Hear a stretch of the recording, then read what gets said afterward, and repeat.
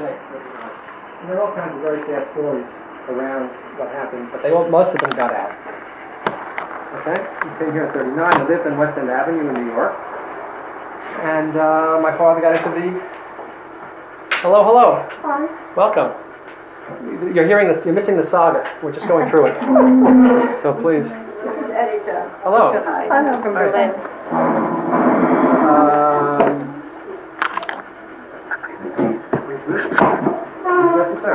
You asked me to do it. Not for me.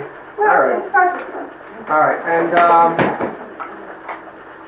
my father was basically in the coffee business for 50 years, 40 years in New York. And I grew up in Forest Hills, Queens, where the famous tennis matches held. I was on the other side of the track, but the farm was very nice. And the block that I grew up on was like a little community, mostly German Jewish refugees. It's interesting how we all kind of hung together, you know, in West End, in New York, and in Forest Hills. And that's the kind of people I knew as a child, were German Jewish families, basically. I'm from Queens, too. Where are you from? White Stone. Not far. Sure. Who do you know? All right. No. All right. We do this all the time. I was at a friend's house one night, and a woman from Washington who used to live here, and we're talking. She's in her, let's say, her 60s, and she's very clearly from Germany, very distinct accent. And I said, "Where are you from?" I always ask people from Germany, "Where are you from?" And she says, "You'll never know the town." Right, it's a little town. I said, "Try me." And she says, "Facha." And it's my father's hometown. I said, "Do you know," his name is Erding. It was Isaac in Germany. "Do you know?" He said, "No, but I knew his brothers. They were my Hebrew school teachers." I mean, can you imagine? There may have been 15 Jewish families in this little town. And here in America, I meet one of them. I met another one in the meantime, but it's just, what are the odds of that happening? But I'm always looking to, it's part of what I like to do, is to find people, you know. So in terms of myself, I was formerly a school teacher in New York. Then I did social work for about 20 years. And then what they say, got burned out. Burned out? Burned out? Burned out. Burned out. Burned out. I got burned out. I really had done it, and I'd worked with a lot of kind of troubled teenagers, and I became big trouble. I mean, it was too much. And fortunately got into the book business. I managed the book department for 4 years, and then we set up our own business here about 6 years ago. Not here, another place. We're here now about 2 years. And we basically sell books to academics, professors, and college research libraries. That's our market.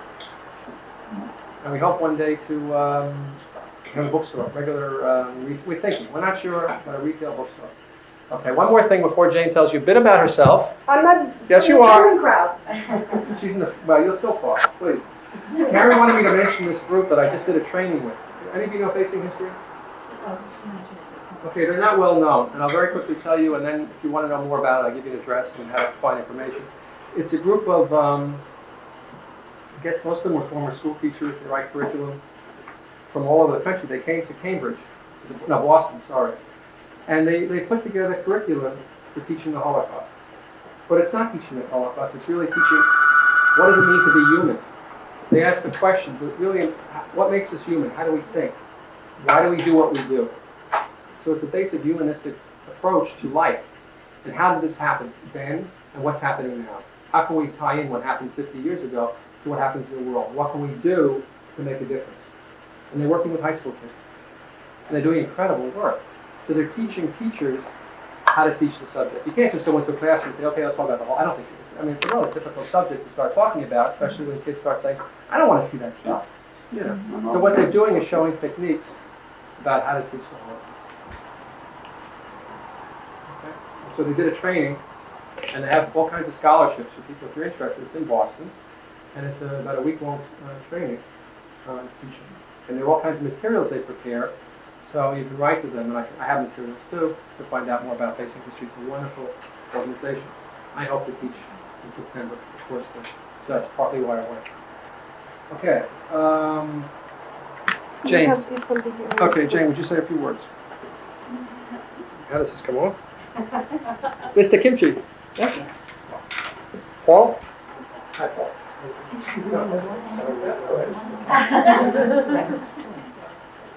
I don't think I really have anything to share with you. My family's from Russia, so this is a whole other crowd. And actually, there's a great divide between the Russians and the German Jews. The German Jews have a sense of well, culturally superior. They're more. So German or Western European? No, it's German. Absolutely. No, that's a little of the French. The French Jews haven't got a clue what's going on. And the Russians are the ones who have the passion and the writers of folk stuff, of shtetl stuff, and so all the stuff you hear about, all the quaint stuff about Jewish culture that has to do with shtetl or Shalom Aleichem stories, those are the Russians. That's the fun part. The Germans are known for, well, you know better than I think, so it makes a very good balance here. The Germans also are considered punctilious and organized and thoughtful people. Ken is extremely disorganized. I don't know where he came from, and I'm the one who's organized and from the Russian background. So obviously, all this stereotyping doesn't mean anything at all. I think I should turn it over to the Baumans because these are the people we thought we would excite you with by having them come, and I wanted to tape them because every time I hear them, I keep thinking we should be taping them, and they're the ones who know all the people and who were there when all the exiles came. Is that? Can you bear that introduction? Well, it has nothing to do with reality. Before they, I quickly ran up. We didn't really talk totally format. I mean, I think we'd like it to be like a conversation. How's that possible? If When they you want, start talking, it'll be over. No. well, if there are things you want to ask about, if something's not clear or you want to make a comment, just do it. I hope you'll feel just McFame here, the musician or whatever. You'll just feel like, let's talk. That's the intention. Why don't you get the Baumans started on something? I'll tell you who my husband is. His name's Mordecai Bauman, and he's a singer, and he's 84, and I'm going to be 81 in a couple of weeks, and we are somehow become artifacts, and it's a funny feeling, but we keep being asked to tell stories of our experience. The most recent experience we had was that we produced a film about Bach. And that happened because we were in East Berlin for a Hans Eisler 80th birthday memorial symposium. And one of the scholars there said to us, be sure and call me when you come to Leipzig. And we said, we're not going to Leipzig. And he said, how can you be here and not go to Leipzig? You're musicians. How can you do that? And we went to Leipzig and walked into the St. Thomas Church where Bach worked for 27 years. And as musicians, it was an overwhelming experience. And we immediately set about to produce a film about Bach, which you'll be interested was funded by the NEH. And this was broadcast on PBS nationally in 1990. And the film is called The Stations of Bach. And Morty did it, and our son was we were the executive producers, and our son, Mark Bauman, who produces live from Lincoln Center, was the producer. And in that connection, we were in Leipzig 7 times. So ask me about Leipzig. Ask me about Leipzig. We have the Bach video here, so maybe we'll take a little break later and you can see some of it. This one? You have our Stations of Bach. Oh, that's nice. I'm glad. Attach it. Put it on. Yeah, I would like, first of all, I would like to make it clear that I don't consider myself an expert on this subject, or the subject is.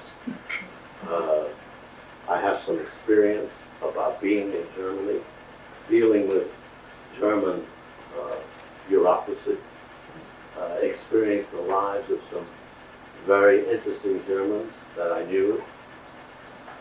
But I would like, even before I say anything, to at least know where you're from, because maybe much of this isn't even necessary.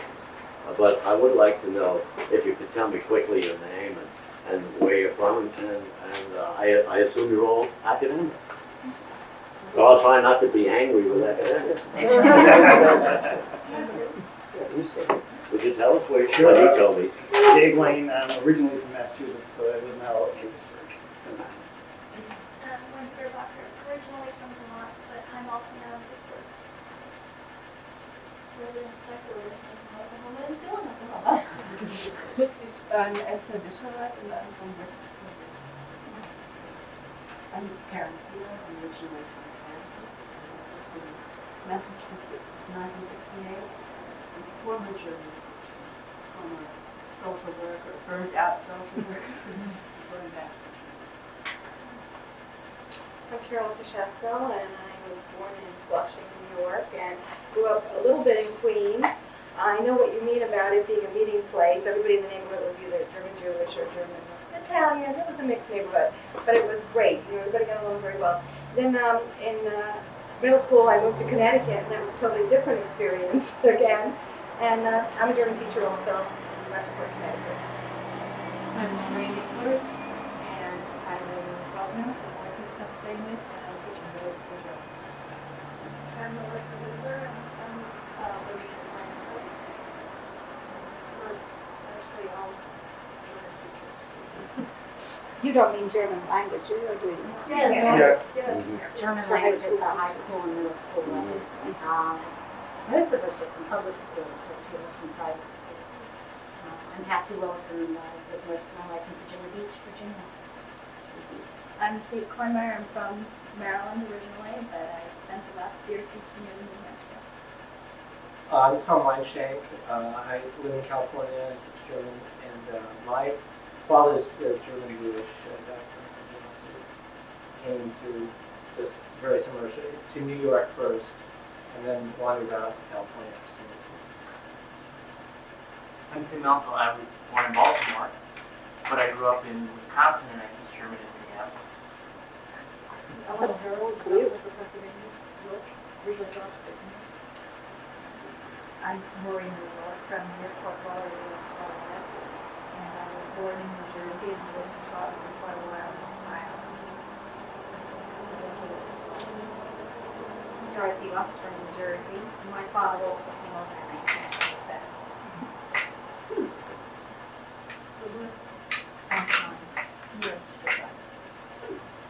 I'm Deanna. I don't teach German or speak German, but I'm interested in German Jewish culture, and I just graduated from Amherst, and I've been here for 12 years.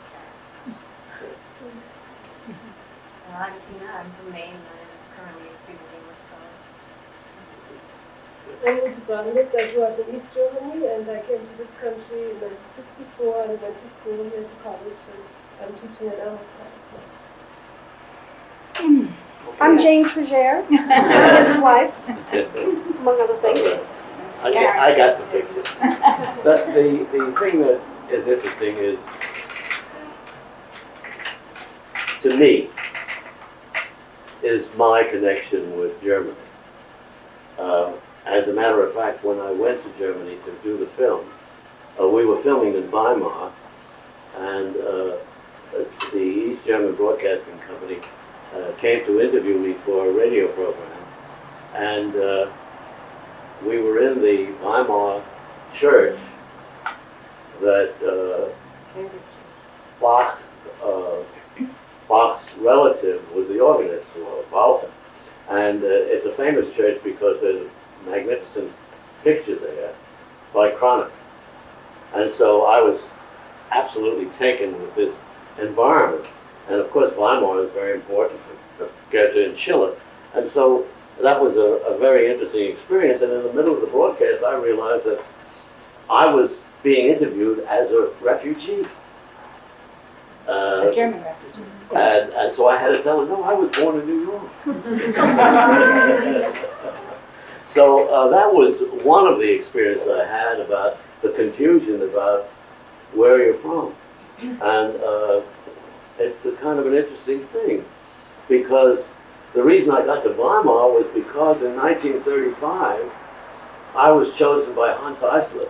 And I hope you all know who he is. If you're not, I'll tell you. Tell us. Hans Eisler was one of Schoenberg's famous pupils in Germany. He was a student of his in Vienna after he was finished with World War I, and he was a scholarship student along with other students, Berg,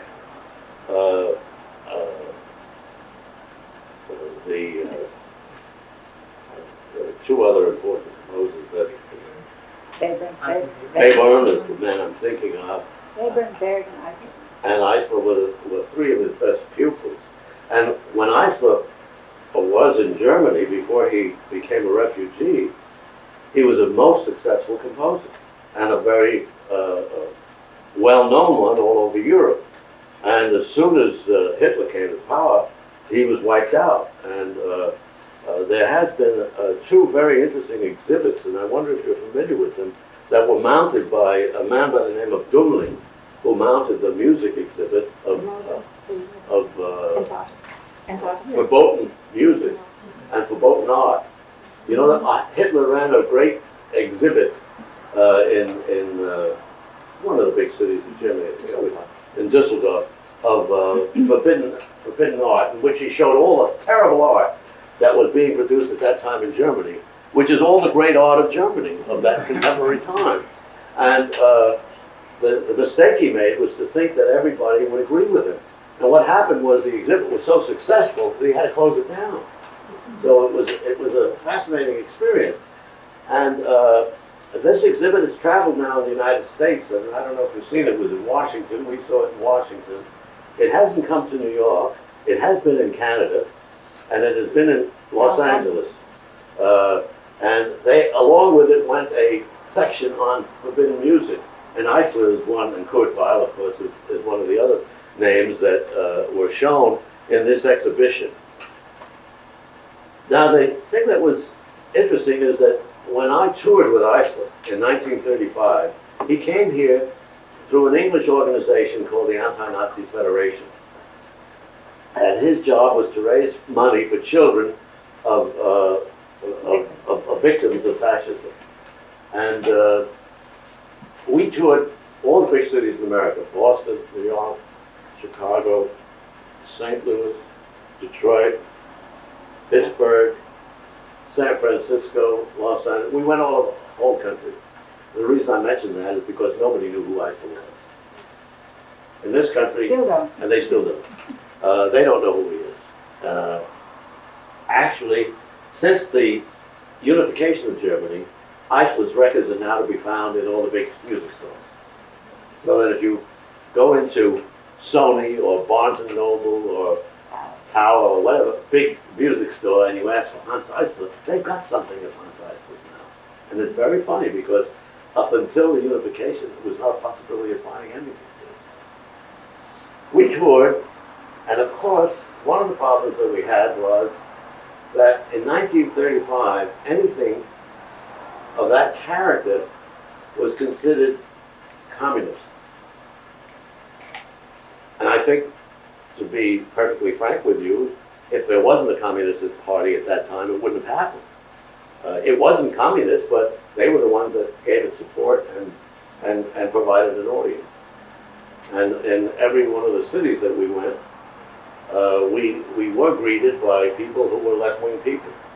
And I don't think anybody else acknowledged the fact that this tour was on, except in Hollywood.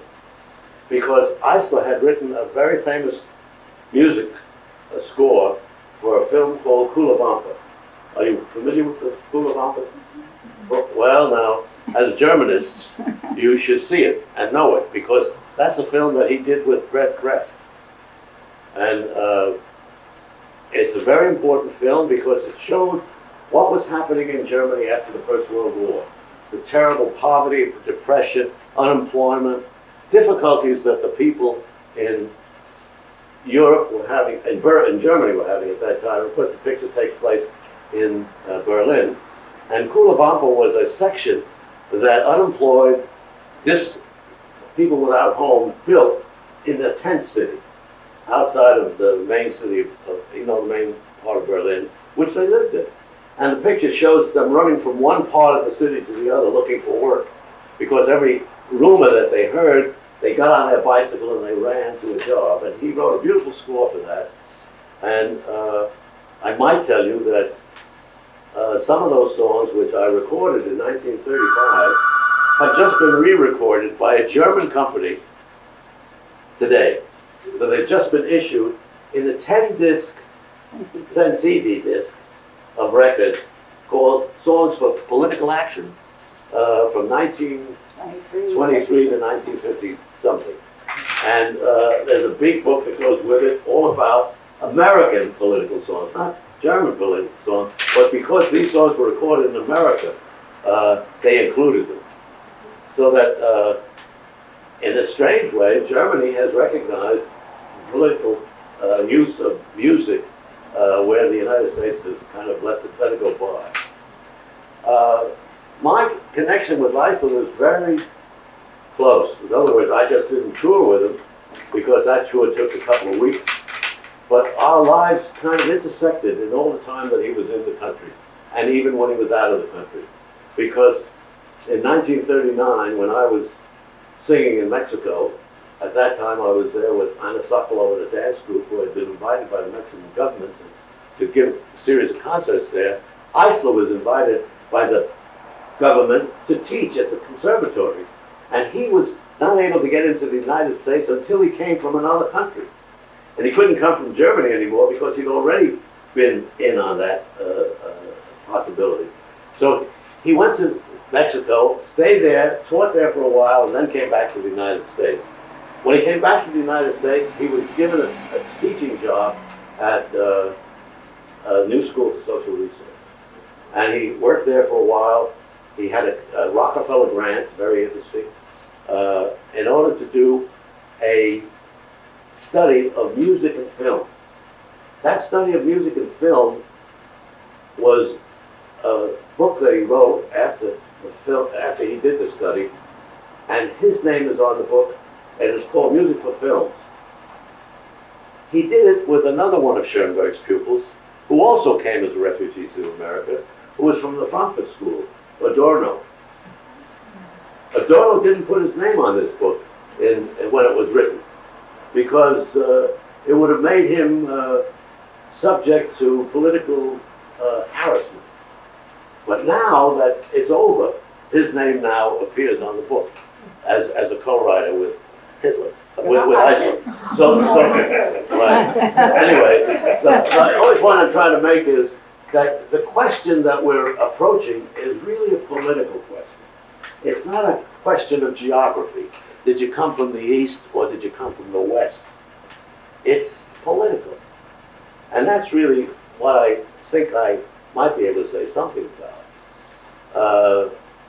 Morty, Yes. where did he bump into Adorno? Where were the places in this Germany. country? And no, he was a student of Schoenberg. They both were. Adorno was trained in music. So, but was he in the States? No. He knew Adorno from Germany. In America, he knew him at the New School. That's what I was going to ask. Yeah, the New School. Was the New School was a center well, where all these people met? The New School had set up the New School for just that purpose, to give a chance for the faculties of refugee faculty from Germany to teach. So practically the whole faculty in the beginning was made up of German refugees. And it was a very good faculty at that time. Now it's a very good commercial operation. Then it was a real intellectual center. Adorno went on, after he taught at the New School, to work on a project at Harvard, where he got a lot of money. A lot of money was given for a grant to do a study on the personality. What's the word I'm looking for? Fascist or What? authoritarian? Authoritarian personality. He wrote this big book on authoritarian personality, which was really a study of Germany in terms of its psychology. And it's a fascinating book. He had many scholars working with him, and the book was a landmark book on that subject. We also saw what happened when Brecht tried to get his plays done in this country. Very difficult for him. What you didn't say was that he wrote the music for that play.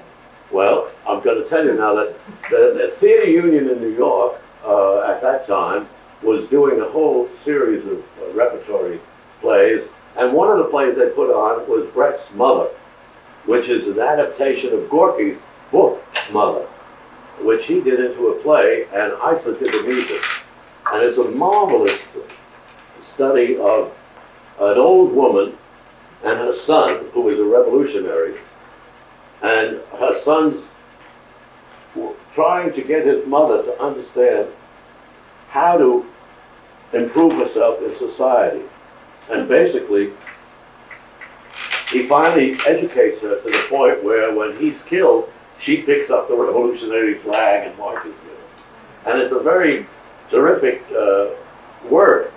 But Brecht, who was in New York when they did it, was thrown out of the theater because of his personality and because he knew that they would never understand what he was trying to do with this play. And they were trying to make it acceptable for a New York audience, and Brecht's work isn't really written for a New York audience. Neither is Shakespeare.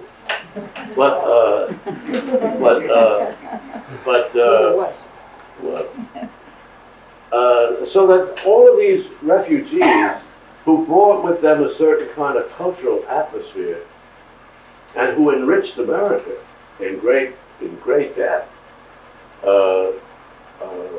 were really very much considered unnecessary. I mean, we didn't welcome them with open arms. We tolerated them. And of course, one of the books that I recommend is by a friend of ours called Exile in Paradise. And that's about all the German refugees in Hollywood. And for instance, Eisler, before he was kicked out of the country, was writing the score for Charlie Chaplin's last film. And he and Chaplin were very close friends, and he actually was teaching Chaplin how to write music. The family kept very close when Chaplin moved to Switzerland. They were always very close in Europe. So that was kind of some of the interesting things that happened. But what I found when I went to East Germany was that the value system was a different system. And that's, I think, the thing that you see immediately when you go to a socialist country. The problems were terrible. They didn't know how to handle the simplest difficulties. So that when we say that they're badly organized, it's true. And they're badly organized because, to begin with, they're not organized for the bottom line. And if you're not organized for the bottom line, you accept a lot of problems that you wouldn't accept if what you're concerned about is how much money you're making. So when we came in '78,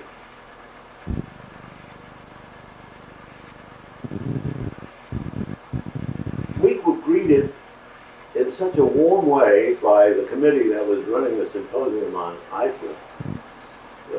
We thought this is the greatest. This is really wonderful, and it was. I mean, the symposium was wonderful. They had people from all over the world at the symposium, all very friendly. Eisler had been dead a number of years. He died in '62. And his son was there, and two of his wives were there. One that he had divorced, and one that was his last wife. And his son was the product of his first wife, who was dead. And it was a very gemütlich moment in our experience. Now, of course, what we experienced was that we were immediately in the company of the director of culture, the director of education. In other words, we were living with all the hierarchy, so that was a great experience. When I said to Hoffman, who was in charge of everything, he's a cultural minister, I would like to get a tape of this conference so I could broadcast it at WBAI, where I was a member of the board at that time. He said, get him a copy. You know, it was as difficult as all that. You see? And of course I did get a copy. Because it wasn't so easy when we were doing the film. No. That didn't work out so well. Well, the thing is that at that time I had no idea of doing a film. And Irma has told you how that happened. But what we did happened, what did happen there was we made a number of very interesting contacts. People in the I was going to treat him, and it took a long time. I went through 4 cultural attachés in America, and each one served for at least 2 years. Well, it took us 10 years. And it took me 2 years to make a film after I got their approval. So I worked on it for 10 years, and that's how slow it is. If you can do one film in 10 years, you know, you can't get a lot of product. So that was a big problem. But for instance, they couldn't solve a simple problem like feeding the cast or the crew. So that when I said to them, you know, we're shooting from whatever time in the morning to whatever time at night, didn't matter. At 12 o'clock they stopped working and they went to lunch. And we had to take them to lunch. Because if we didn't take them to lunch, we'd lose them. They'd go off. And what happened was, every day we spent 2 or 2.5 hours at lunchtime, which would be shooting time. So I said to them, couldn't you arrange to have lunch brought in? And they said, no, we can't. We don't have the facility. We don't know how to do that.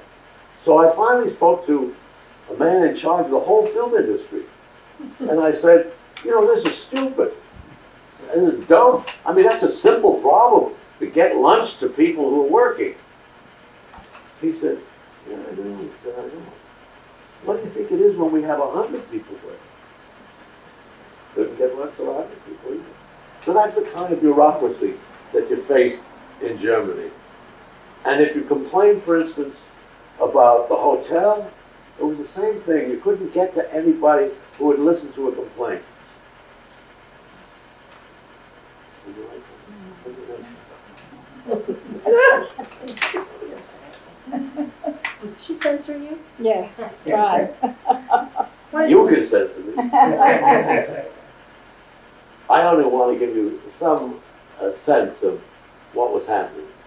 For instance, we asked one of the workers in the industry why they started at 7:30 in the morning. And she said, well, it's very simple, she said. I have to get home in order to shop and to cook. Now, everybody working in East Germany at that time had their main meal at their work, which I thought was a great idea. That was a very good thing. And of course, all the social services were great. Everybody went to school, nobody paid any tuition. If you went to university, you didn't pay tuition. If you could make it to the university, it was free. Health, pensions, vacations, holidays, all that was great. They lived very simply. And of course, they didn't have any very fancy food. When they announced that Hungarian salami was for sale, the lines were blocks long for people to get in line for Hungarian salami. You think that that's a great thing to have. So that was the problem in East Germany. What year is this one? 78. This sounds like to me like Israel. And I moved to Israel. It's the same thing. Really. Oh, I'm sure it's the same Very thing. in a lot of similar places. kind of approach. Yeah. Now in West Germany, when you came to West Germany, you knew you were in a different country. I mean, you immediately were surrounded by wealth. The stores were packed with stuff, and good stuff. The people were very well dressed. We went to the opera in East Germany, and we went one night when East Germans came. And we went another night, and we said to the director, you know, this audience tonight is entirely different. He said, of course, they're from West Germany. He was very proud of that. So that's the kind of quality of life that was very different there. Very, very different. So that's the kind of experience we had. And we found that, and I can't say it's bad if you're a worker, because a worker can do no wrong in East Germany at that time. And they were protected all the way down the line. Never could complain about a worker because they were covered. was a kind of interesting bureaucracy which was not working in their favor in the long run. And so when you see problems that they had afterwards, you begin to understand why. But their point of view was that they were operating for the people, not for the profiteer. And I think that's the key to most of it. And I think today, the East Germans have gotten a very bad deal from West Germany. They were promised equal citizenship, equal rights, equal things. It hasn't happened. They haven't gotten it. The people that we know in East Germany, many of them were unemployed. Of course, they have a very good unemployment program, so that they're not starving or anything like that. You'd be interested in what happens at the university level, I'm sure. When at unification, a great many of our friends were fired from the university and replaced with adjuncts from West Germany who couldn't get jobs. And it has lowered the standard of education, all the Germans. What fascinates me is how all of you, only one with a German accent, why you are all teaching German. I'm just kind of overwhelmed by this. It's a very interesting thing to me. Did you all go to Germany?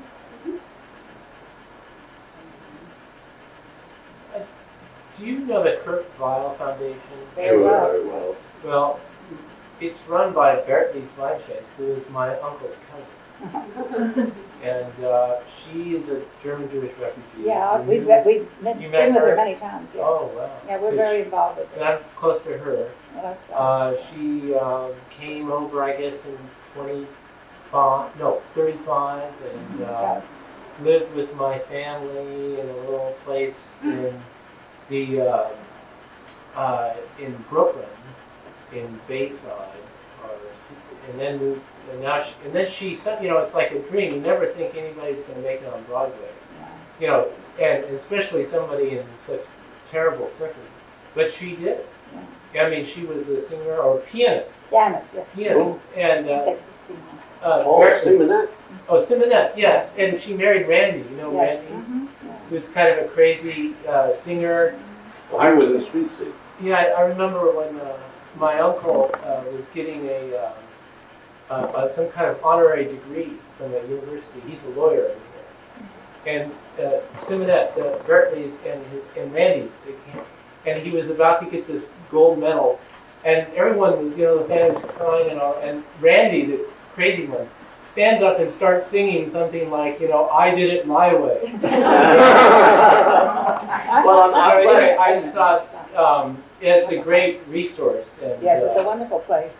She knew, Lotelania and Oh, Kurt wow. Weill, Julius Drake, and all those people back then. I think it might be interesting to know the difference between what Morty thinks is the difference, and I think is the difference between Isla's collaboration with Brecht and Weill's collaboration with Brecht. It's kind of an interesting. Well, I think one of the things that is interesting was how these two men felt about coming to America.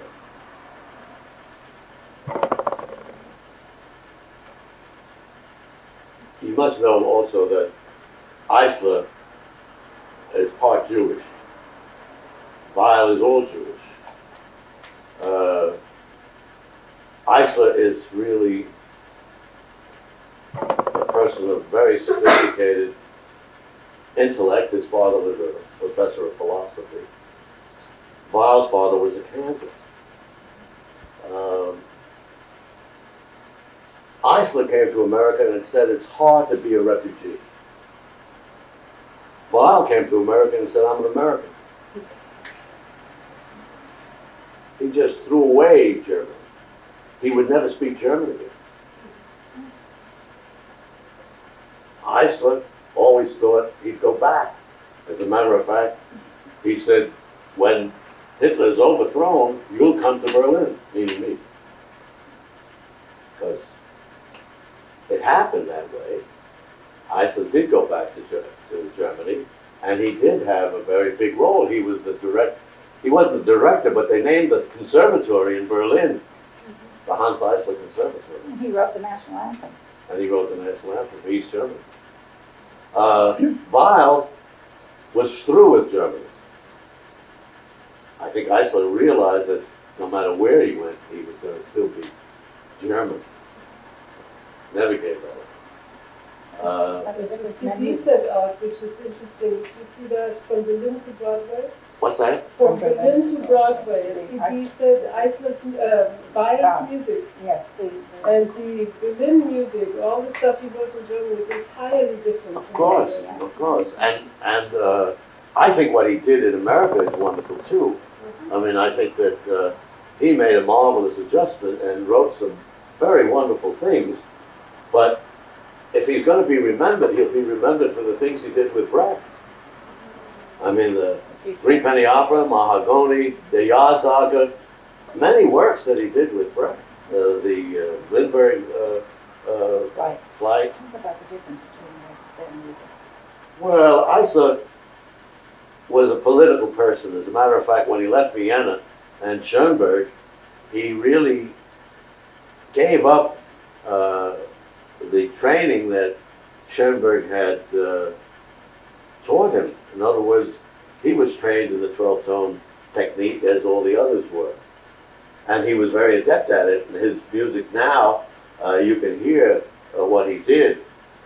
His first piano sonata, which Schoenberg got published in Vienna, is a work that comes out of the Schoenberg tradition.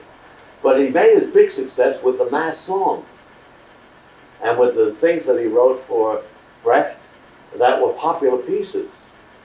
And in Germany, he had a singer by the name of Ernst Busch that was a great artist and sang all his songs, and just remarkable. But he was determined to make music meaningful for the masses.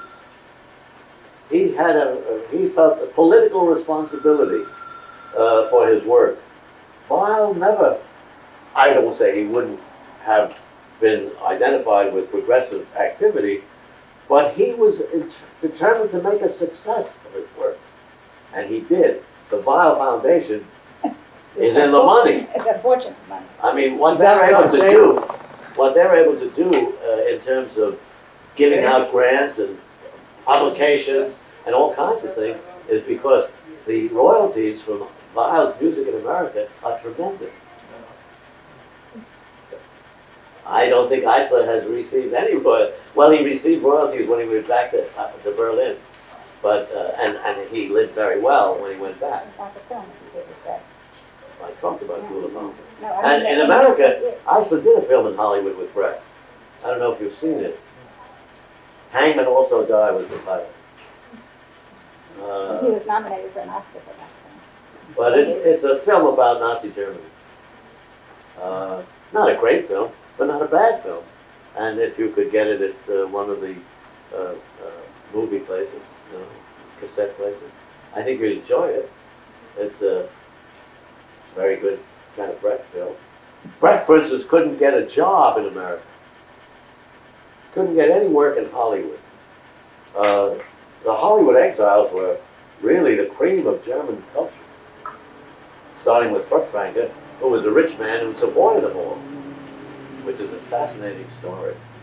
I mean, his books were so famous and published in so many countries that he had royalties coming in, even though none of it was coming from Germany. So he took care of all the refugees who were hungry and fed them, took care of them. Very good. Which other exiles did you meet? What? Which other exiles did you meet? Well, I met Brecht. Did you meet him in Santa Monica or in Berlin later? St. I Louis. met him in St. Louis. What was he doing there? He was visiting Miss Hauptmann, Elizabeth Hauptmann. Oh, yes. Isla and I were on tour in 1935, and one of the cities we visited was St. Louis. And one day Isla came to me and said, I want you to come with me and meet the greatest poet of the 20th century. Brecht. Well, because I was 23 at that time, so I didn't know very much about German poetry. I knew about the Three-Penny Opera because it was produced in New York and it was a flop. See? So I went and I met him. And I met Elizabeth Hauptmann. And I think she was a lovely, charming, interesting woman. We were in the Brecht House in Berlin. We went to visit it in 1986. And now there's a tourist restaurant in the basement. Then nobody was there. We couldn't even find it. And when Morty told the guide that he was Brecht, she said, "You must meet the director." And we went and had tea with the director. And he said, "Where did you meet Brecht?" And Morty said, "St. Louis." And he said, "Brecht was never in St. Louis." So Morty said, "Yes, he was there with Elizabeth Hoffman." So we added a little, what we call an ifwit. See, An he was interesting fact, not worth knowing. he was on his way from San Francisco, no, from Los Angeles to New York, but stopped off in St. Louis. Well, Going from his wife to his business Yes. in New York, It was the fellow. only woman who was also good. Of course it was. So, Did you call Supmeyer? Who? Supmeyer? No. I think he came later. I don't know. I met all the people that Isla was surrounded with. I met his brother. I met many of the people. You know, but this is a long time ago. Do you know the story of the McCarthy period with Brecht in Iceland? Is that something you know? Well, what happened to Iceland? He was. Isla went back to Germany. He was thrown out of this country. His brother was already in Germany. No, he wasn't in Germany. His No. brother was a leading communist. Yeah. He was called the. Well, I don't know. Well, you know, Isla had the misfortune of having a sister who was a Trotskyite, Ruth Fisher. Oh, yeah. And a very complicated situation. And a brother who was a communist functionary, actually functioned in China. And Ruth Fisher was thrown out of the Communist Party in Germany. And from then on, she was anathema to her own family. And she accused Hans and his brother of killing her husband. Of causing his death, not Well, actually killing him. The point was, in the yellow press at the time, they didn't make much distinction between killing and accusing him of killing. You know, I mean, it was a fact well known. And of course, she served the United States for whatever it was worth in putting out stories that had no validity. And so McCarthy got on to Isla, and of course, Isla was a very loyal person to his brother, who he felt very close to, and had a very difficult time with his sister because they never spoke to one another after that problem in Germany. And he went before the MacArthur Committee, and the question that they wanted him to answer was, are you or have you been or a communist? A member.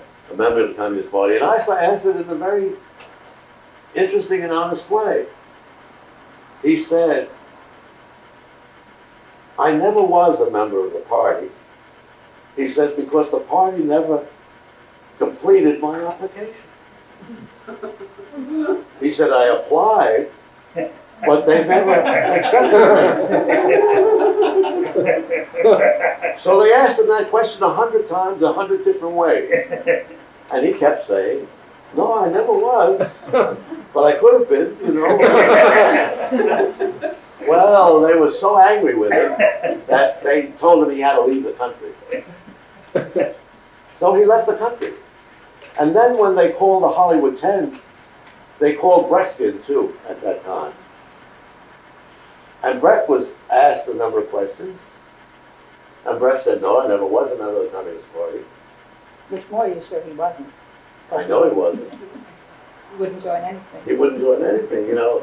I mean, he's like Groucho Marx, who said, if they ask me to join that club, I know it's not for me. But Brecht said, essentially, that what they were accusing him of was something he never wrote. Well, what they accused him of was a song that I sang on the tour with Isla. And that song was Lob des Lernen. Well, a marvelous poem. It's just as much alive today as it was when it was written 60 years ago. Well, let's hear. Sing it. It says, go back to school, homeless people. Learn all you can, you freezing ones. Starving, get hold of a book, let that be your weapon. You must be ready to take power. And that's Morty's line. It was, the real German is, you must be ready to take over the leadership. Can't really sing that. And it was translated as, you must be ready to take over, which also was not exactly the right translation. And Morty changed it to power because it was easier to sing. Well, it So- made more punch. Can you sing it? Can you give us a sense of it? Sure, sure. Please. I don't know if I can remember it. Learn the simple truth, you for whom the time has come at last. It is not too late.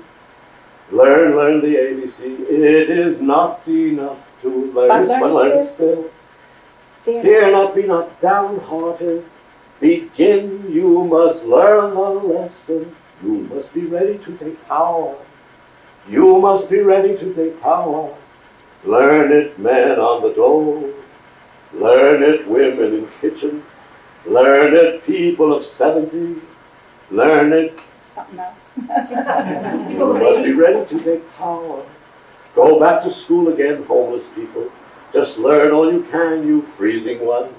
Starving, get hold of a book. Let that be a weapon. You must be ready to take power. You must be ready to take power.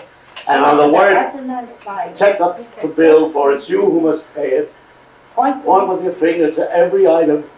Ask the thing that you wanted explained. You must be ready. That's it. Anyway, the point is that Brecht took the position that he didn't write the word power. Morty wrote it. He didn't say who wrote it. He just said, I didn't write that. You want to talk to Morty. And that the committee was so stupid, they didn't even look at the material. See? So they let him go. And after that, he just went back to Europe.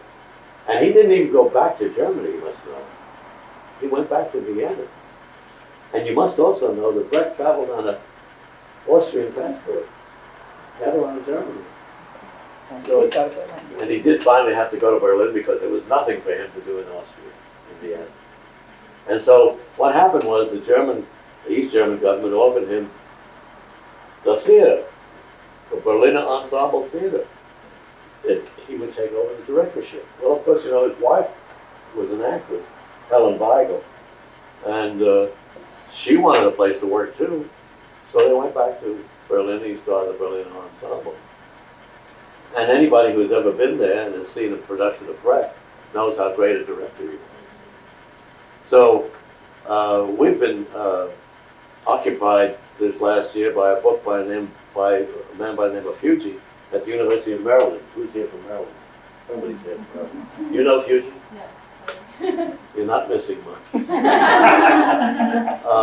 Did you find mistakes in that book? Oh, 700, the I Brecht think. Society has.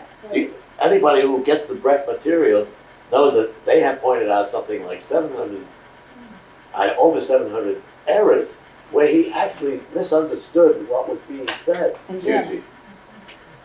There is a big conference in Australia this coming year, and Fuji's going to speak. And we have a friend who teaches in Australia, who is the president of the Brecht Society, and he'll be there to answer them. So we know it's going to be a lot of trouble. But there's been a lot of smearing of refugees in this country, especially if they were political. Did you know any of the Mexican exiles? Yes, a few. For instance, when Isla was there, I lived with him in Mexico for a while. We lived at Chapultepec Heights in the Turkish ambassador's house. With Schroeder, that was a Mexican. Hans a German, Schroeder, you Hans know Hans Schroeder? Yeah. And his wife, the doctor. That could be done. Oh, He did got- you meet Anna Segas and her That's husband? it. Anna Segas? Not that, no. I know who she is, of course, famous for her. And did you attend some of the cultural events there? They had a real German club and of course a publishing house and a newspaper. I think that's later. He was there in 39. That's a long time ago. She came in 40 and left in 47. So I didn't know that, but there weren't many Germans then, but they began to come. because they had a very progressive government at that time in Yeah. Mexico. And after they were all in Paris first, That's and right. after that. So I don't know, if you have some questions that I might try to answer, I'd be glad to. Yes. I'd like to know more about the making of the film and some of the things that you went through in that 10-year period. I think we'd be very interested in Did you see it? knowing. Well, I'll tell you one story that touches me very much, and that is that, you know, the St. Thomas Choir, which is the boys' choir at the St. Thomas Church, where Bach was the organist for many, many years, all those years in Leipzig, and then he died there. Actually, it was entering the St. Thomas Church that was so overwhelming to me that made me want to do something about Bach. So it was a very important place. And the thing that was impressive was it's the same church that Bach knew. There are changes in other things there, but the church is the same. And the thing that's fascinating is that it's a very simple church. And it wasn't the number one church in Leipzig at the time. It was the number one church in music. But the number one church was St. Nicholas. And the thing that was interesting to me is every time we went to Leipzig to make arrangements for the music, we met with the choir master of the St. Thomas Boys Choir, who was a terrific guy by the name of Roch. And Roch had taken the choir to Japan. He'd taken them all over, wherever they were asked to go and where the German government let them go. And when the unification came, Roch was immediately thrown out of his job on the basis that he had worked for the Stasi.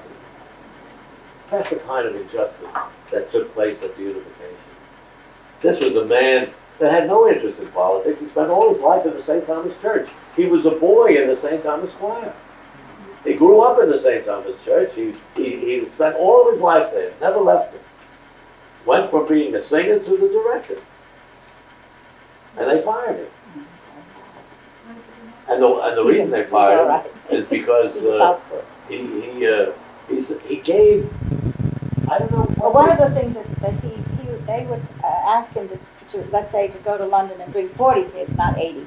And he refused to go with less than the whole group. And when he went, he had to sign all kinds of papers that he would bring them all back, of course. And whatever he signed is in the Stasi. And that's what he was accused of cooperating with the Stasi, which of course he did. And he couldn't go without doing that. But the story Morty wants to tell you is about the Leipzig Synagogue Choir. Well, it's only interesting. There is such a thing. He doesn't know it yet. I know that's what Hitler, they have now a Jewish choir in Leipzig. None of them are Jews. None of them are Jews. But we heard them sing in New York, and somebody told us that Mrs. Roch was in the chorus. And that was very exciting to us because we'd only heard this story about Roch, who was very dear, particularly to me. I really loved this man. And I was terribly upset when he lost the job. And of course, all the parents were up in arms. It was a big scandal in Germany. Anyway, I went running up to Mrs. Roch and asked her where he was. He's in Salzburg. He's teaching. He's conducting. He's not in bad shape. And as we were talking about it, I'm telling her how much I loved her husband and how we communicated, he would say to me, we don't have to, my German, I never studied German, I must admit to you, but since I studied singing, I make believe I can speak it, so I do. But and when we would go there and hear a rehearsal of the choir, Roch would always say, tell the boys about Morty's life with Eisler. And he won't dare speak German, although he's better at it than I. And I would have to say something. And I would try and stumble with something about traveling with Eisler. And then I would try and communicate with Roch, who spoke English perfectly well. He would say to me, we don't have to speak the same language, we just look at each other's eyes and we know what we're thinking. But anyway, as we were talking to Mrs. Roch, there was a tall young man standing behind her, grinning and listening to this conversation, and he came over to me and said, I was in your film. Yeah, one of the terrible things is that if you had a child in the St. Thomas Choir and you wanted to go to West Germany, and if you finally got permission to go, the child had to come out of the school. So there was some difficult problems. We knew a conductor who was in the film that did the music for the film, who was the conductor of the Bach group Collegium in Leipzig. He was the head of music department at the university, the Karl Marx University in Leipzig. He was in charge of the radio. I mean, he's a famous conductor in Leipzig. And his grandfather was a famous builder in Leipzig and built the Leipzig station. Railroad station. The railroad station was considered the largest railroad station in Europe.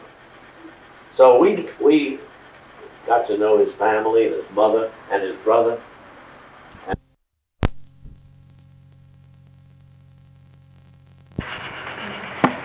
And his brother, who had left. Came back to Eastern. I mean, these are some of the stories that we know. So life was very disrupted for East and West Germany.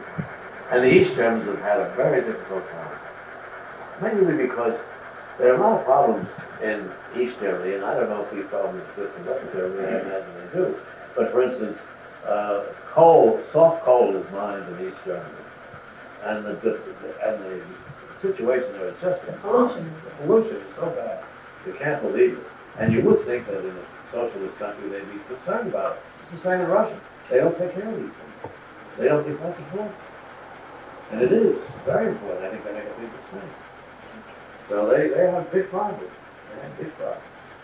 I want to tell you the Günther Meyer story. Günther Meyer was the editor of Isla's written list.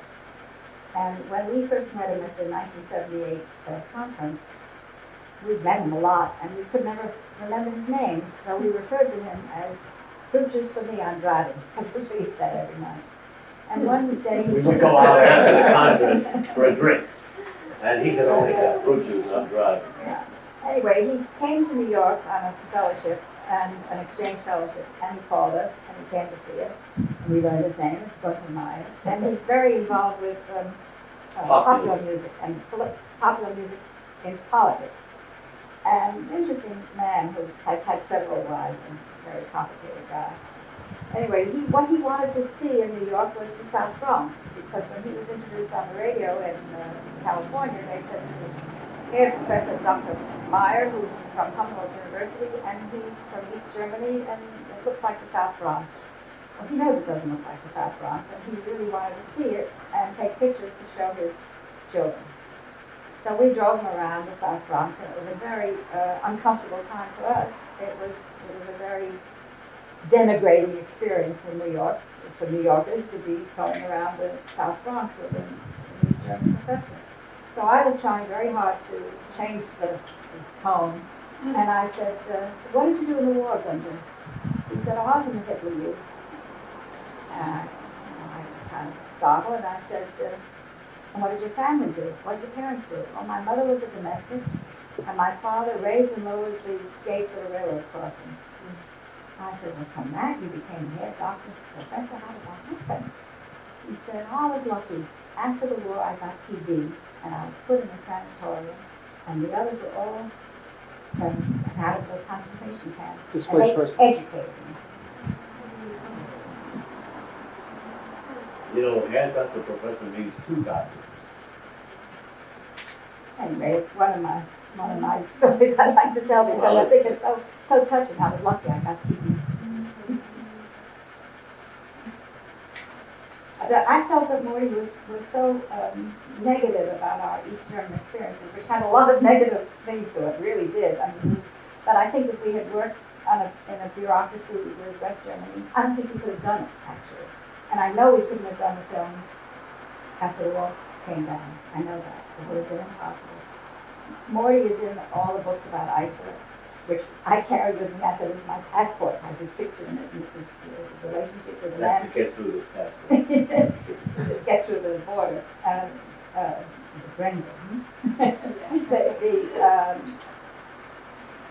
Because Iceland wrote the East German anthem, which goes da da da da dee, da da da da da da.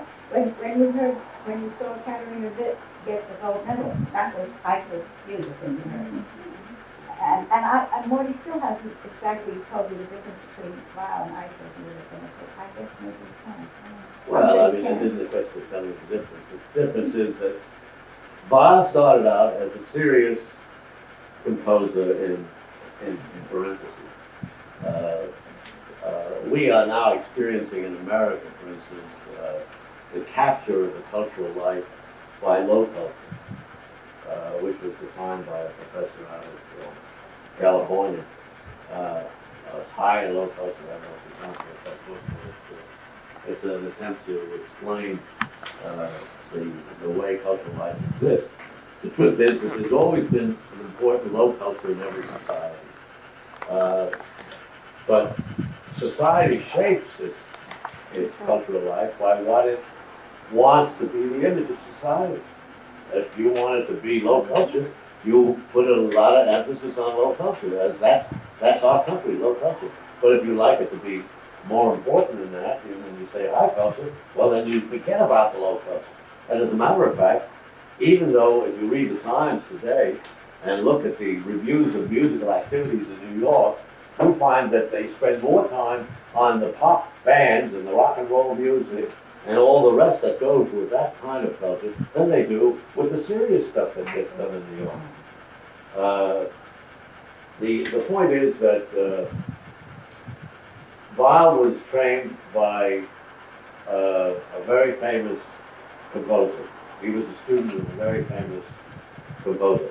Not as important or significant or as earth-shaking as Schoenberg.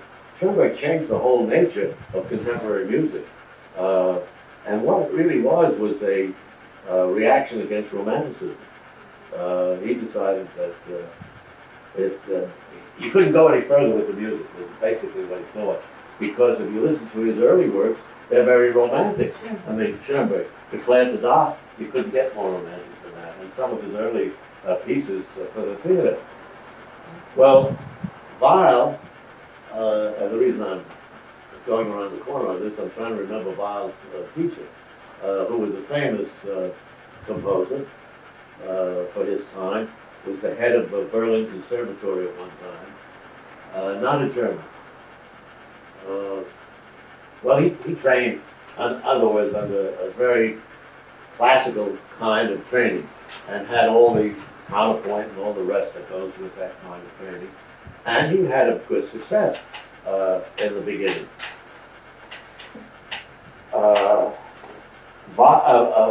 Iceland just stayed with Schoenberg's teaching and divided his creative work into two programs, popular and serious, and stuck with it all his life. I mean, the Deutsche Requiem of Iceland is a requiem like other requiems. It's not a church requiem. It doesn't have a church format, but it is a study. It is a study of Germany in its terrible Hitler period and the problems of the country and the people. Weill hasn't written anything like that. When he came to America, he went straight to the theater. Broadway. The first play he did was the best score I think he did in this country. It was a play called Johnny Johnson that was produced by the Group Theater. It's a play that anybody who's ever seen and heard has a great affection for because it was an anti-war play. And Weill did write a wonderful score for it. Didn't have a big success, it wasn't popular. It was anti-war. Anti-war when America was waving the flag. And then he went on to write a number of things. And of course he did turn out at least three big Broadway hits that made his fortune in this country. Knickerbocker Holiday was one of them. The Danny Kaye show, I can't remember the name. Lady in the Dark with Gertrude Lawrence, which is a great musical. And another one that has some beautiful music in it too. Yeah, something Venus. One Touch of Venus. Those three shows were really great Broadway shows. You would forget that he was a German if you heard them. You wouldn't think he was an American. In other words, there is a big difference between being an American composer and a German composer in America. But he did try very hard to find that experience. Iceland never did that. He never tried to write anything commercial. I mean, that was not the reason he would do anything. I don't think it even occurred to him to do something commercial. As a matter of fact, I tell a story about Isa that when he was in Germany and after the war, when he came back to Berlin, he was writing serious music all the time then. But he said, every once in a while he said he had to write a tune because otherwise they wouldn't listen to him. See? So he said, oh, it's no problem, so I just write a tune. He didn't think anything of writing a popular song. See? He didn't have to sit down and worry about it. He just wrote it. That's the easiest thing for him to do. As a Morty, matter- I'm going to interrupt for a second. Yeah, I know. It's time to eat. I Some want- people want to roam, some people want to keep asking questions, and some people I- want to have cake. The two- Let's give people a chance to do all Yeah. those things. But before, just one more thing, we have the video. If you want to see the Bach video, we have it. You can see it later, whatever. You can't really see it in an hour and a half. Well, you can see part of it, you can come back and see the rest of it, whatever. I had another idea, and this is to surprise you. This is just another idea, which I think connects all of us. I'm a former school teacher also, so a junior high school. They spent many years as educators.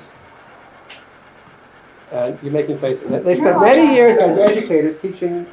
We had a school in Stockbridge called And- Indian Hill, which was a summer school in the arts for teenagers.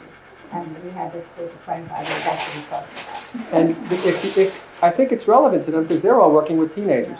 And I wonder if you want to share, maybe after the intermission, about your 20 years working with teenagers and what you learned in terms of giving, because you had some incredible experiences and some incredible people, but I think it might be helpful to them, if they want to hear this. It was a very particular experience. It was a summer experience. It was 8 weeks, and we had children who came as musicians or actors. And one of the things a couple of the things that we did that were, in a sense, innovative. In the first place, it was co-ed, which was very innovative at that time for teenagers, boys and girls to live together. What year was this? This was from 52 to 76. And we lived through some interesting times, as you can imagine. And we had wonderfully productive, hardworking students. They really came to work in the summer because that's what they really wanted to do. Their parents were not sending them away to summer camp. They only came because that's what they wanted to do. They wanted to study the cello all summer, or they wanted to act all summer. And one of the two things we did that I think were innovative. One was everybody had to sing in the chorus first thing in the morning. We had a wonderful chorus that did important works, Vivaldi and Bach and Handel and very important solid works, which the artists and the actors and the filmmakers didn't want to do. What do I do in singing in the chorus? And of course, by the end of the summer, and Arlo Guthrie is a prime example, was that we had to find him every morning, hiding every morning. And the best thing, he said, my best experience was the chorus. And that was a very interesting thing that we stuck to, very hard to do. And the other thing is that Morty, I say we, it was Morty, who insisted that a musician had to take another art, either art or drama or something else, so that we had some kind of an interdisciplinary effect on these children. And some of them would become famous, some were instruments like Arlo, and it was a very important period. As you know, teenagers is a very important time in their lives. And we had a marvelous staff, some extraordinary staff people who were devoted, and we all lived together, and that's what we did. That's enough? And we'll take a break. And then we'll continue or go downstairs and watch the movie, whatever you want. Or split up into different groups. Everybody does what they I want. would love to know how you happen to be teaching German. Somebody tell me. But anyway, we want to. Oh, that's a good one. Well, the interesting thing is that it's a big influence. Can I ask you a book question? Sure. I did a German because I was studying chemistry and I wanted to do German. I love it. And my German teacher, everybody's changing, all the German stuff. Anybody who wants to go down, there's a tour going. Okay, I want to do that. Right here? Stay there. I'll tell you where I come from. When I listen to what you're saying, I studied and the first time I was there at Toronto was at social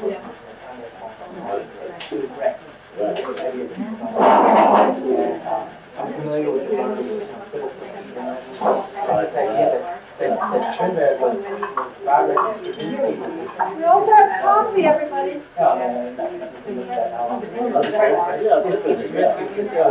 Multi-element reaction. Well, it was. But you see, Schoen was very concerned with personal. Oh, he had no interest in seeing Iceland Chamber really broke up. In Iceland, they had musical, they had something to play the people. And Chamber was only interested in other musicians listening to music. He didn't care to have the masses listen to him. He wanted them to listen to him on his terms. Which was, he might be a musician and know what he was doing. So, you had to do that before you could listen. If you know, you have to be a grand musician. So, but Iceland said, listen, you can teach people music once you get them interested in My own music. directing, theater direction, So he wrote, is they have my kids put on scenes but he of didn't what they called, Bazooka Elana. Oh, you did? What I remember reading about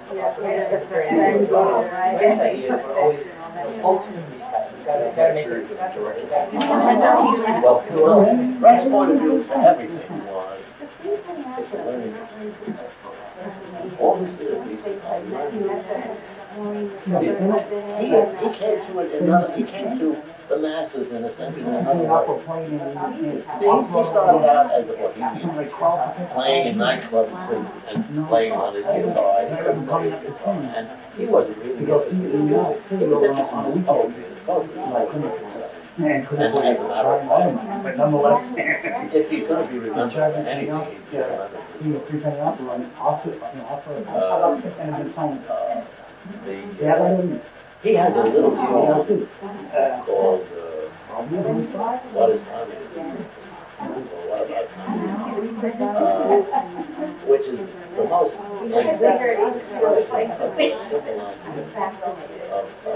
answering all these canards about because, you know, as a personality, he was not a really reliable personality. In other words, when he testified before the House on Committee, when it was all over, he apologized to the House Committee for copping out on the questions that they were asking.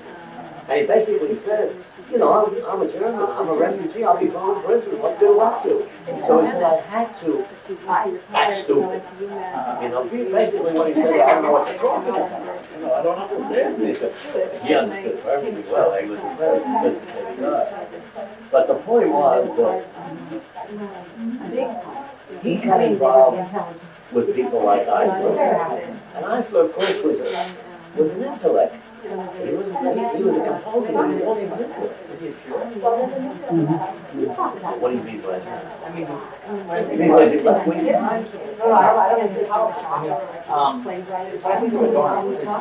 more of a writer, right? Well, Jordan was without humor. See, that's the difference.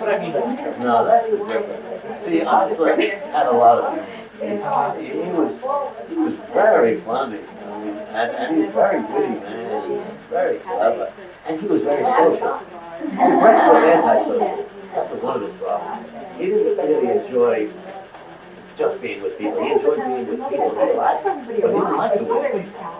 See, there's a great book out on Thomas Mann called Eros and Liberty. Thomas Mann, Eros and Liberty. The writer tells a story about Rex and Mars. Now, Mars was very praising of Rex when Rex first came out. Rex was always very critical of Mars. Never accepted him as a writer. His brother, Heinrich, he liked, because Heinrich was a professor. And Thomas Mann was a conservative. See, Thomas supported the First World War. He thought Germany was in the right until the very end of the war. And then he changed his mind at the end of the war. It was too late. So all the pressures was one of the big problems that he was not popular with the intellectual right. So that was a big business. And, Michael was liked by everybody. Very social, very nice. Everybody liked him. I had the pleasure of introducing Michael to Cliff in Mexico. And because of that, I forgot the holidays.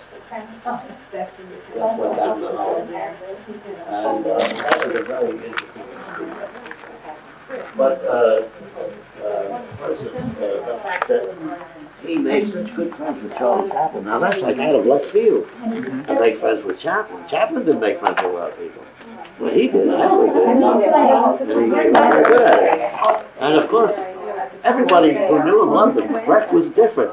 They tell a story about Brecht visiting in Toronto, and a bunch of academics had a party for him, so he went to this party. And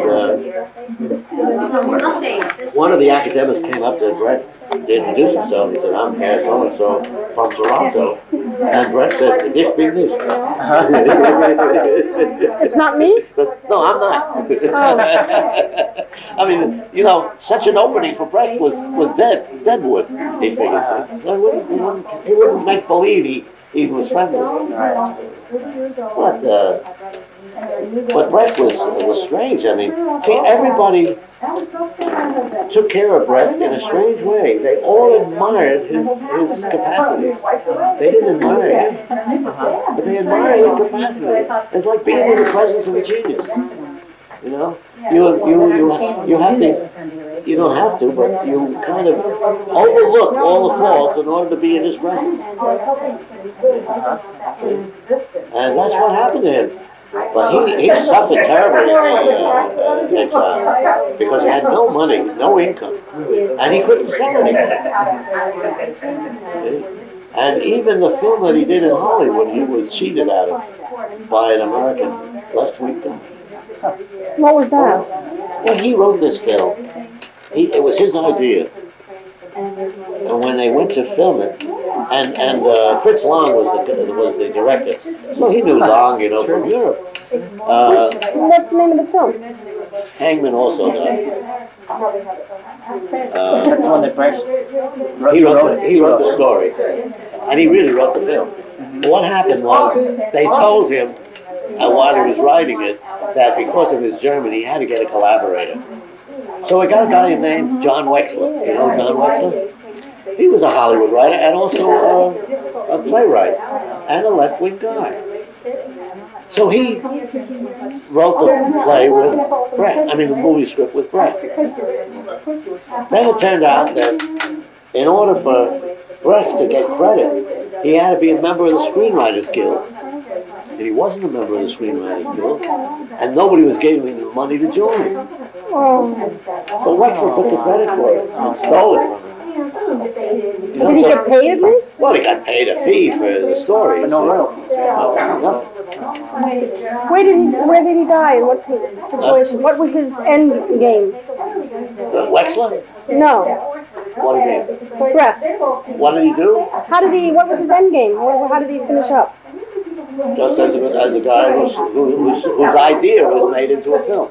I don't mean here. I mean his life. Oh, well, he went back to Berlin. He was director of Berlin Ensemble. Was it a good, happy ending? Oh, well, I mean, it was successful in the sense that he was well paid by the government. He lived in a nice big house that we visited, and he lived very well, sure.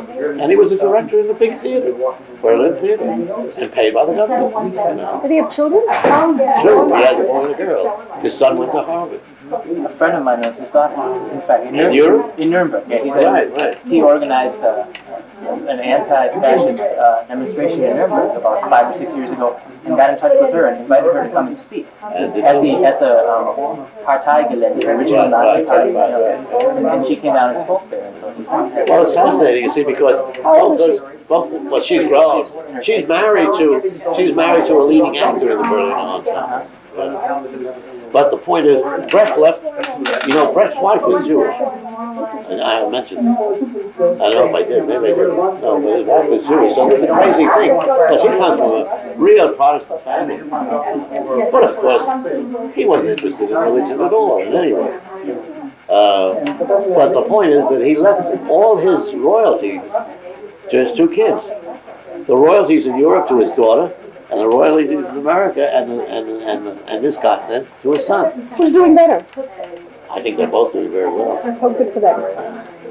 No, I think, I mean, there isn't a university that isn't producing a Brecht play at one time or another in the Right. German department.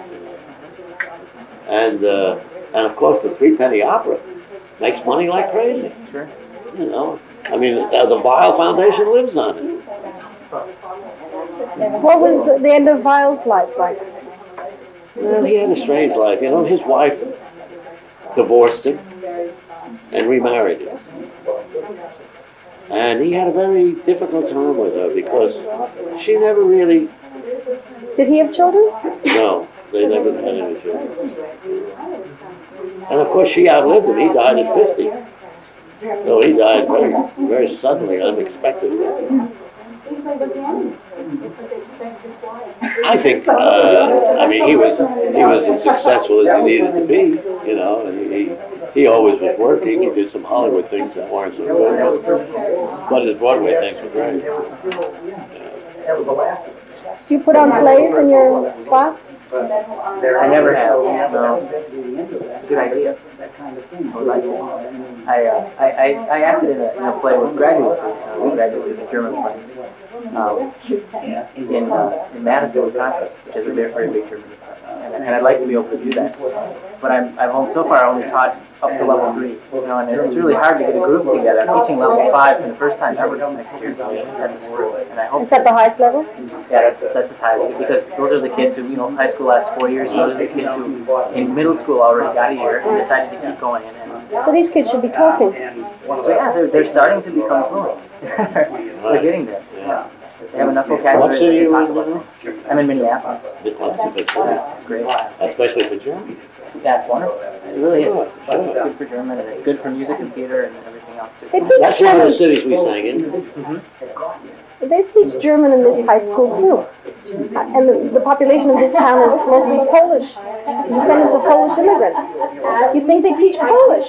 They teach German. It's not too varied. The supermarket of languages you can learn in schools in America.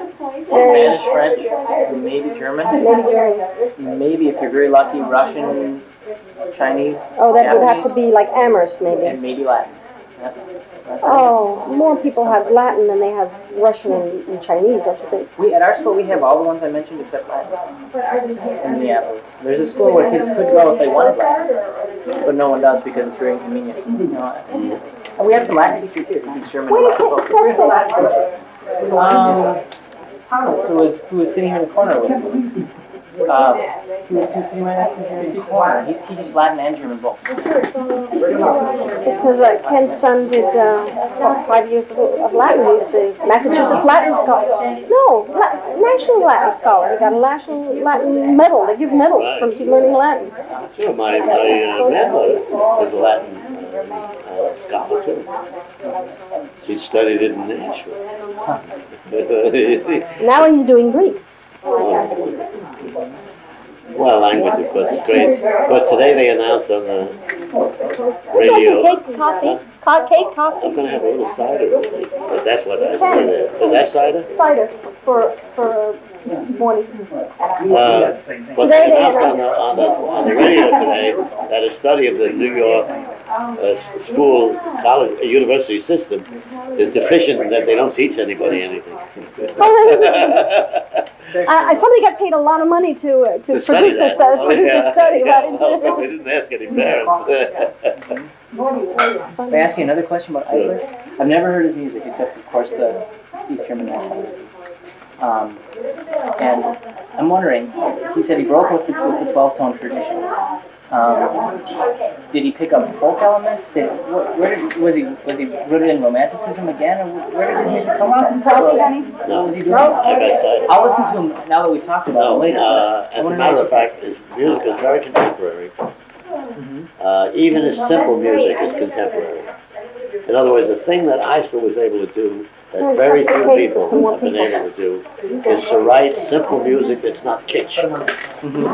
Now that's you got to be good to do that. You got to be Mozart or Bach to do it. You see, because As soon as you start to do a simple tune, you fall into patterns of sentimentality and lack of subtlety that it just becomes very obvious stuff. So he was able to write a simple tune that was just like forward, we've not forgotten. Da bum ba bum ba. See, the interval is no longer a simple. He wrote a Fear Amsterdam, which is sort of, symbols of Brahms, and the same personality of Brahms, but not the same harmonics. And it's just wonderful. They're real songs of the end of a man's world. Very serious. Does he play with things? I know that they're already, Mahler already before Schoenberg was already they'd exhausted all the different harmonic variations they play with. Mahler stayed with it to the very end. And I think what these people were faced with is, how can you go beyond that after a while? As a matter of fact, the Schoenbergians were kind of anti-Wagnerian. Because you see, the whole romantic movement is a movement of that kind of musical climax. Sort of creating a monument, right? And they wanted They didn't like that. Yeah. See, that's why you got Webern writing music that's so short. Because nothing is wasted. His 5 pieces for orchestra. But the point is, They have a fortress, you don't know what he did. a grand hall and a fortress. And I don't know if you can respond just by hearing it. You have to know what you're hearing to enjoy what you're hearing. And that's what's complicated.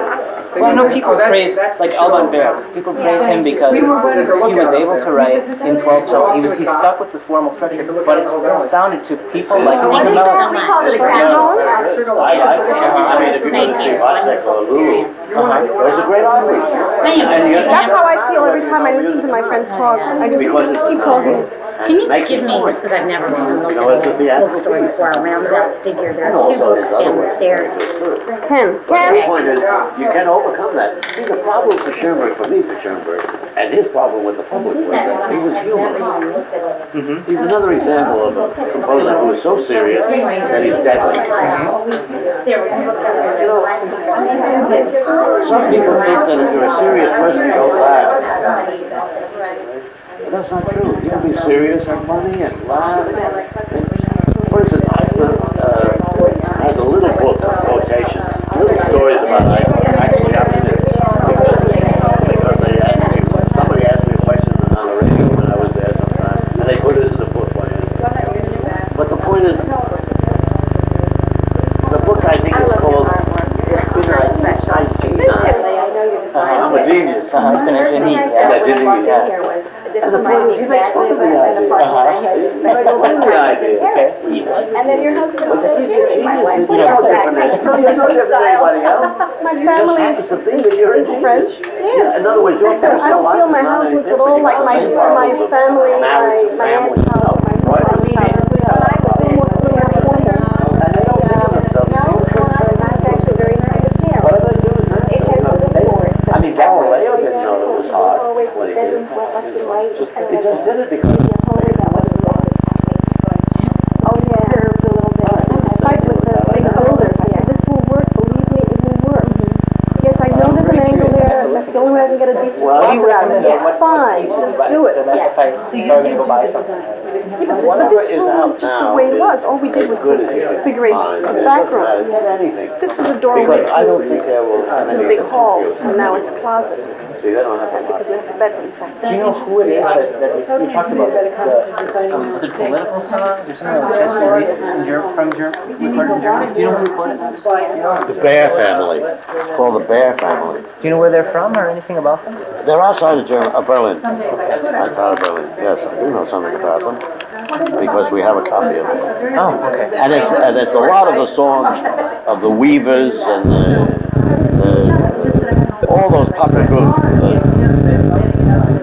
Mary, what's the name? Peter, Paul, and Mary? Peter, Paul, and Mary are in it. A lot of other singers like that. A lot of Woody Guthrie. They actually have Carl Sandburg. They have a lot of people like that. That's great. Can I interrupt for a minute? I just want to tell you, I want to thank you very Wow, much. thank It was you. a pleasure to Wow, talk with good. you, and your stories are extremely interesting. Good. We'll be a lot more aware of things now when we see the names, and we'll watch for the film. They will show it again on, well, I suppose we can rent that anyway, your film that you made. You might show it on PBS again? They may, I don't know. I mean, they've shown it a lot, and it may be shown. Stations of Bach. Yeah. Where would copies be available? If we were to buy one for our school? From me, I guess. Oh. I'm the only one that I haven't put it out commercially, so I have it. And I tell you, the University of, South Carolina, which was one of the producing stations, they sell a student copy, a teaching copy, Oh, all right. but it's a fortune. It costs $200. I can sell it to you for $50. I can sell it to you for $50. So what we can always contact you through this one. That would be great. Because one of the girls said she's going to I'm going to give other people a chance. Thank you so much. Very nice to talk to you. Okay, so she has the film, so now Get it from her. right, we'll share it around or whatever. Okay, but thank you again. You're welcome. Yeah, Where are you in California? San Luis Obispo. Oh, I You know San Luis Obispo? well, I don't know it, but I know it. You know I mean, that's the coast. Small, most people don't know. Oh, really? Well, I have two brother-in-laws on the West Coast. One in Piedmont. Oh, yeah. He was the music critic for the San Francisco Chronicle for many years. Oh, Robert Commande. Is that his name? what's Commande. probably, yeah, I know. And an engineer brother in Los Angeles area, but not Los Angeles. You know, my grandparents came from Germany in 1935. Correct. Thank you very much. They were always very great opera singers. I Thank you. mean, We have your, my grandmother knew Yes. Wagner by heart. She would sing it to Oh, I herself, thought you you know, were or going all to the say other NEH summer, ones. so that you know. I'm And from New Jersey, she darling. would, of course, Saturday morning was a big morning for years. And we lived there because we got to and all those funny little, you know, mission quiz shows and all this stuff. And that was just, they loved that. Yeah. Well, of course, opera's a big thing in Germany. I think there are 800 opera companies in Germany. Tremendous number, yeah. So at any rate, that was really important thing in their lives. And then later on, I got to know my New York relatives. So they came to New York and they stayed for just a few years. And my grandfather took my word. He was a wine expert. My grandmother was, she was good with her hands. She made dresses. And they just couldn't seem to ever really make a living. And so it turned out that they went to California where my grandfather got into the wine business again. But anyway, back in New York, my uncle and his cousin, that was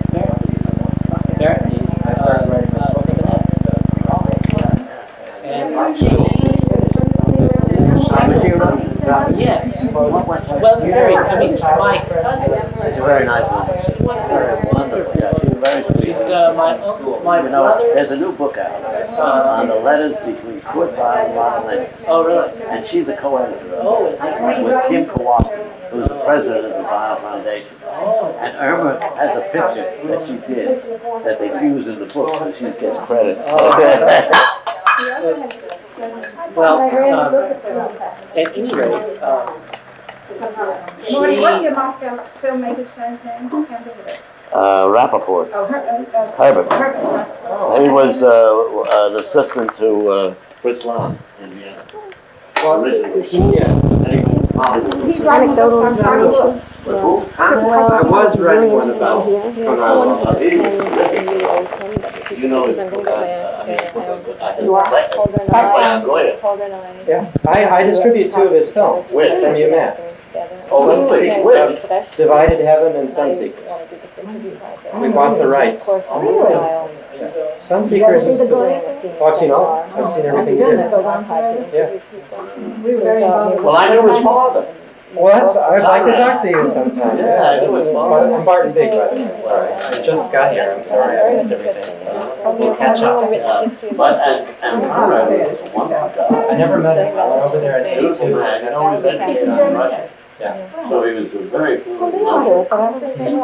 And then he came back to Germany. I just talked to a childhood friend of his from Moscow, Maya Turovskaya. She was in the same school, but in the same class actually as these. Oh, really? You know the Fishers by any chance? Louis Fisher's children? Oh, you mean the newspaper? They went to the same school, Right, because he did this strikeout Yeah, project.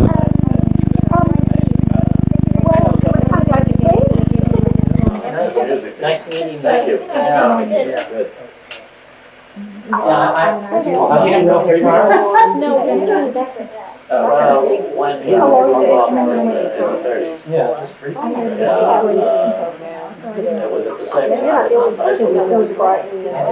And I was touring with Exile singing his songs. And so, when I was in New York, we appeared a couple of times on the same program. And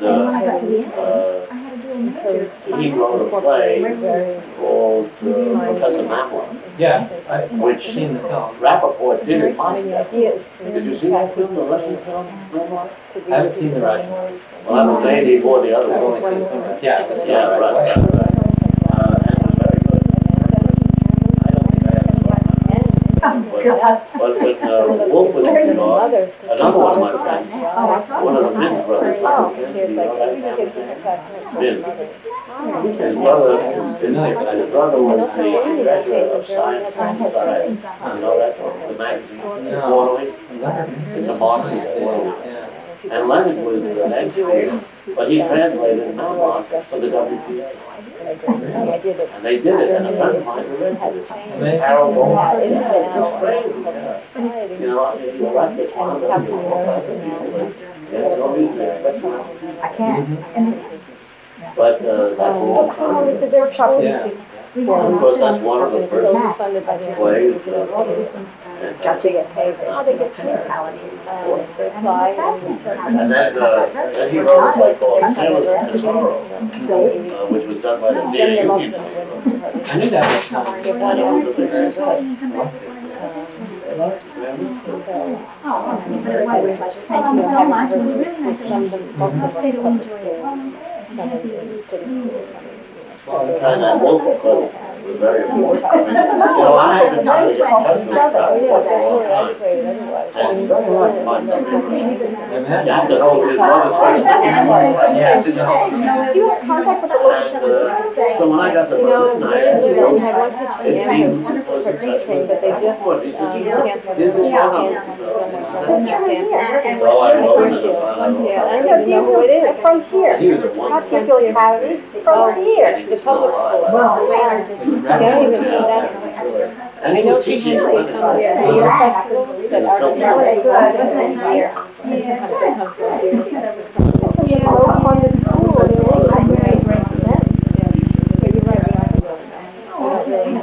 It's part of this. Do you know his work? Yeah, well, I think I've seen everything. Do you have a copy? It's actually better than a lot of the other ones. I have dubious videos. That's a wonderful. I know. The German government.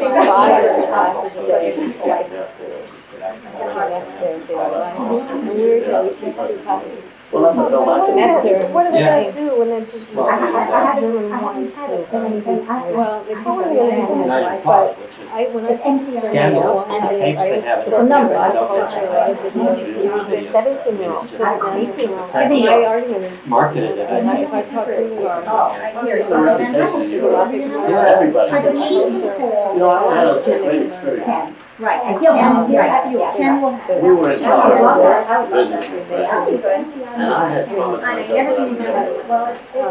the youth, So we figured they listen to the same music. and so he said, I think maybe we Half the should vocabulary. visit the ancient area. teenage construction of the language.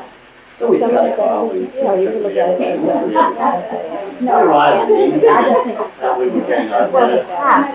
Well, Hardly a takeover. when you listen to the songs that, Holder sang, And we saw I mean, his hero was Kurt Cobain.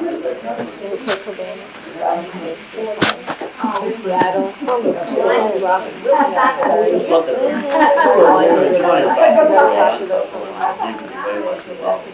I mean, he has a poster. Next morning I got up to get breakfast and But there's actually also minority in Berlin. A lot of the high schools are higher. There are less Germans in high schools.